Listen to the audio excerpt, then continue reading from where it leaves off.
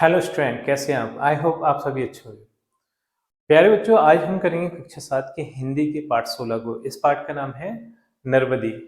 बच्चों, इससे पहले वाली वीडियो में हमने इस पाठ को अच्छे से समझ लिया था और इस वीडियो में हम इस पाठ के प्रश्नोत्तरों को देखेंगे। तो बिल्कुल भी देर ना करते हुए बच्चों, हम चलते हैं इस पाठ के प्रश्नोत्तरों की ओर।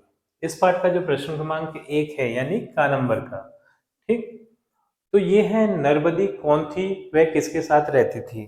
जैसा कि बच्चों हमने पाठ में पढ़ा था कि जो दुग्गन नाम का एक व्यक्ति था, नर्मदी उसकी पुत्री थी, 12 साल की पुत्री थी, ठीक। और वह अपने पिता के साथ ही रहती थी क्योंकि उसकी जो माता थी उनकी मृत्यु हो गई थी, यानी वो स्वर्गवास हो गया था उनका, इसलिए वो अपने पिता के साथ ही रहती थी। तो इस प्रश्न का उत्तर आप इस तरीके से लिख सकते हैं बच्चों, नर्मदी दुग्गन, ये नर्मदी के पिता का नाम है दुग्गन, ठीक। नर्मदी दुग्गन की पुत्री थी और वह अपने पिता के साथ रहती थी। तो पिता के साथ ही क्यों रहती थी बच्चों? क्योंकि उसकी माता जी का स्वर्गवास हो चुका था, इसलिए वो अपने पिताजी के साथ रहती थी, ठीक। अब देख लेते हैं अगले प्रश्न को। जो खा नंबर वाला प्रश्न है वो है, पिता के साथ नर्मदी कहाँ रहती थी? तो पिता के साथ बच्चों, जो उनके पिता का गांव था, मैकल पर्वत पर एक गांव था छोटा सा, जिसमें एक जनजाति रहती थी। तो वहीं पर अपने पिता के साथ वह नर्मदी रहती थी। तो इस प्रश्न का उत्तर हम इस तरीके से लिख सकते हैं, नर्मदी अपने पिता के साथ जनजातियों के एक गांव में रहती थी, ठीक है। जनजातियों के एक गांव में रहती थी। तो इस तरीके से इस प्रश्न का उत्तर हम लिख सकते हैं। अब देख लेते हैं बच्चों अगले प्रश्न को। तो जो ग नंबर का प्रश्न है ये है, दुग्गन सुबह सुबह पहाड़ की दिशा में क्यों चल पड़ा? तो जो बच्चों, दुग्गन का जो एक झोपड़ी थी, मकान कच्चा था, तो बारिश के समय में वो झोपड़ी की क्या है, मरम्मत करना पड़ती थी, क्योंकि जो बारिश का पानी है उसके झोपड़ी के अंदर ना आए, इसलिए उसकी मरम्मत करना पड़ती थी। इसलिए उस झोपड़ी की मरम्मत के लिए दुग्गन पहाड़ की ओर चल पड़ा था, बांसों की तलाश में, मोटे बांसों की तलाश में, क्योंकि वो उन बांसों की सहायता से अपनी झोपड़ी की मरम्मत कर पाए। और जो नर्मदी थी वो अपने पिता के साथ साथ रहती थी, तो वह भी अपने पिता के साथ पहाड़ पर सुबह सुबह चल दी। हाँ, तो इस प्रश्न का उत्तर आप लिखेंगे, बरसात आने वाली थी, दुग्गन को झोपड़ी की मरम्मत, ठीक है। मरम्मत को हम इंग्लिश में बोलते हैं रिपेयर, ठीक। अगर कोई चीज है, अगर वो खराब हो रही है तो हम उसकी मरम्मत करके उसे सही कर लेते हैं, ठीक। मरम्मत के लिए बांस की जरूरत थी। बांस लेने के लिए दुग्गन सुबह सुबह पहाड़ की दिशा में चल पड़ा, क्योंकि पहाड़ पर ही बांसों के पेड़ रहते हैं बच्चों, ठीक है। तो पहाड़ पर वो मोटे बांसों की तलाश में पहाड़ पर ऊपर की ओर गए थे दुग्गन। और ठीक है, इस तरीके से हम इस प्रश्न का उत्तर लिख सकते हैं। जो ग नंबर का प्रश्न है वो है, नर्मदी झरना क्यों बन गई? तो जैसा कि हमने इस लोक कथा में देखा था बच्चों, कि जो दुग्गन और उसकी पुत्री नर्मदी दोनों ही प्यास के कारण परेशान थे।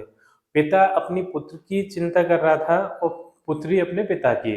तो पुत्री ने बड़े देव से एक प्रार्थना करी थी कि बड़े देव, मेरे पिताजी को आप बचा लें, अगर वो इसी तरीके से प्यास से घूमते रहे इधर उधर तो उनकी मृत्यु भी हो सकती है। तो ये प्रार्थना उन्होंने करी नर्मदी ने। तो वो क्या हुआ कि नर्मदी झरने में रूपांतरित हो गई, यानी झरने में बदल गई।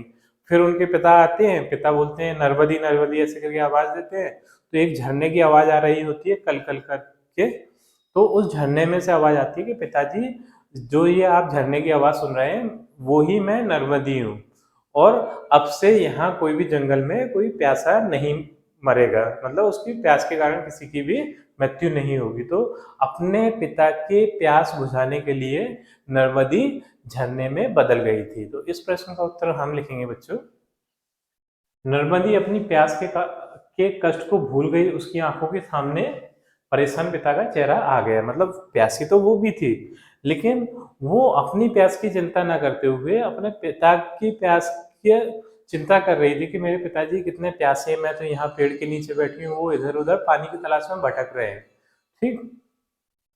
उसकी आंखों से आंसुओं की झड़ी लग गई और वह अपने देवता से मन ही मन प्रार्थना करने लगी कि वे उसके पिता की रक्षा करें, क्योंकि उनका प्यास से बुरा हाल है। तुम मेरे प्राण ले लो, लेकिन मेरे प्यारे बाबा को बचा लो। उन्होंने ऐसी प्रार्थना करी।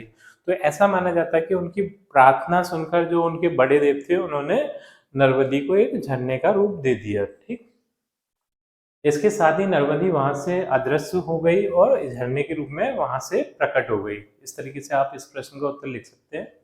जो उड़ान है वो है, लोक कथा के अनुसार नर्मदी के कारण किस नदी का जन्म हुआ है? तो मध्य प्रदेश की जो जीवन रेखा कहलाती है नर्मदा नदी, उस नदी का नर्मदी के कारण जन्म हुआ है। ठीक है, नर्मदा नदी का, नर्मदा नदी हमें याद रखना है। तो इस प्रश्न का उत्तर हम लिखेंगे, लोक कथा के अनुसार नर्मदी के कारण नर्मदा नर्मदा नदी का जन्म हुआ है। हाँ, इस तरीके से आप इस प्रश्न का उत्तर कर सकते हैं। अब बच्चों, जो प्रश्न क्रमांक 2 है वो है, निम्नलिखित कथाओं का आशय स्पष्ट कीजिए। तो यहाँ पर कुछ हमें कथन दिए हैं, तो उस कथनों का क्या आशय है हमें ये बताना है। ठीक है, अगर हमने अच्छे से कहा लोक कथा को पढ़ा है तो हम आसानी से इन कथनों के आशय को बता सकते हैं। तो पहला कथन देख लेते हैं बच्चों, का नंबर का है, ये है, उसकी आंखों के सामने पिता का परेशान चेहरा घूम गया। तो इस कथन का आशय क्या है कि जैसे कि नर्मदी को भी प्यास लग रही थी और उनके पिता को भी प्यास लग रही थी, तो बार बार उनके पिता का जो परेशान चेहरा था, जो प्यास के कारण जो परेशान हो रहे थे वो, और दूसरी बात क्या थी कि अपनी बेटी के कारण भी परेशान हो रहे थे, कि उन्हें भी ऐसा लग रहा था कि मुझे जब इतनी ज्यादा प्यास लग रही है तो वो तो एक छोटी सी बच्ची है, उसे कितनी ज्यादा प्यास लग रही होगी। तो उनका बार बार जो परेशान चेहरा था वो नर्मदी की आंखों के सामने घूम रहा था। ठीक है, तो इसका आशय हम इस तरीके से लिख सकते हैं, नर्मदी को उसके पिता दुग्गन का चेहरा स्पष्ट दिखाई पड़ रहा था। उसके चेहरे से दुग्गन की परेशानी भी झलक रही थी, क्योंकि वह लगातार ही अपनी प्यासी पुत्री के लिए पानी की तलाश कर रहा था। ठीक है, इस तरीके से इस कथन का हम आशय लिख सकते हैं। अब देख लेते हैं बच्चों अगले कथन को। जो खा नंबर वाला कथन है वो है, मैं तुम्हारी प्यास बुझाने के लिए झरना में बदल गई हूँ। तो जब नर्मदी ने ये प्रार्थना करी अपने बड़े देवता से कि मेरे पिताजी को, मेरे बाबा को बचा लीजिए, भले ही उसके बदले में मेरी प्राण ले लो, मेरी मृत्यु हो जाए भले ही, लेकिन मेरे बाबा को बचा लीजिए। तो क्या हुआ था कि बड़े देवता ने नर्मदी वहां से अदृश्य हो गई और है ना, एक झरना वहां से प्रकट हो गया जो कि नर्मदी के रूप में था। ठीक है, नर्मदी से बदला हुआ था, मतलब वो झरना क्या थी, एक नर्मदी थी। ठीक है, तो इस कथन का आशय हम इस तरीके से लिख सकते हैं, नर्मदी ने अपने परेशान और प्यासे पिता दुग्गन के लिए जल प्राप्त कराने वाले झरने का रूप धारण कर लिया। मतलब वो ये चाहती थी कि मैं अगर झरने में बदल गई तो मेरे जो पिताजी परेशान हो रहे हैं वो उस झरने के पानी से अपनी प्यास बुझा लेंगे और उनके प्राण बच जाएंगे। वो आगे जो कोई व्यक्ति उस जंगल में जाता है तो वो प्यास के कारण उसकी कभी भी मृत्यु नहीं होगी, क्योंकि इतने बड़े पर्वत पे पानी की कहीं से कहीं तक कोई व्यवस्था नहीं थी। ठीक है, तो वहां जो भी व्यक्ति जाता था तो बहुत से व्यक्तियों की मृत्यु पानी की कमी के कारण हो जाती थी। तो नर्मदी ने जब झरने का रूप धारण कर लिया तो उस झरने से जो नदी बनी बच्चों, नर्मदा, तो उससे बहुत से लोगों की प्यास बुझने लगी, जिससे कि प्यास के कारण उस पर्वत पर किसी भी व्यक्ति की मृत्यु आगे चलकर नहीं हुई। प्रश्न क्रमांक 3 है बच्चों, ये है रिक्त स्थानों की पूर्ति कीजिए। तो यहाँ पर मैंने रिक्त स्थान भर दिए हैं, जैसे कि यहाँ पर देख सकते हैं, डैश तब घने जंगलों से घिरा था। तो कौन घिरा था? मैकल पर्वत। ठीक, दुग्गन ने उसे डैश की तरह पाला पोसा, जब माँ की तरह, क्योंकि नर्मदी की माँ की मृत्यु तो पहले हो चुकी थी। तो दुग्गन ने ना केवल पिता का प्यार दिया नर्मदी को, बल्कि माँ का भी प्यार दिया नर्मदी को। ठीक है, माँ की तरह भी पाला था। ग नंबर का है, दुग्गन के हाथ अपने आप डैश में उठकर जुड़ गए प्रार्थना में। ठीक, क्योंकि दुग्गन को अपने पुत्री की बहुत ज्यादा चिंता हो रही थी, फिक्र हो रही थी, तो अपने आप ही प्रार्थना में जुड़ गए और वो अपने बेटी की रक्षा के बारे में प्रार्थना करने लगे दुग्गन।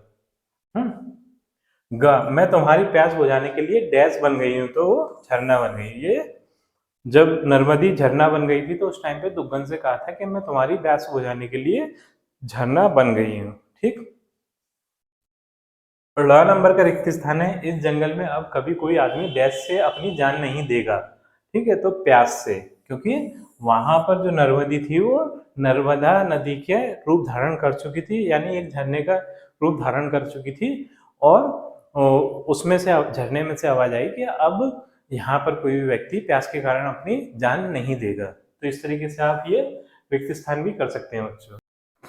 तो बच्चों इसी प्रश्न के उत्तर के साथ हमारी ये वीडियो कंप्लीट होती है। आई थिंक ये प्रश्न उत्तर आपको अच्छे से समझ में आए होंगे। बच्चों यदि वीडियो अच्छी लगी है तो वीडियो को लाइक कर दीजिए, चैनल को सब्सक्राइब कर दीजिए। आपसे मिलते हैं अपनी अगली वीडियो में।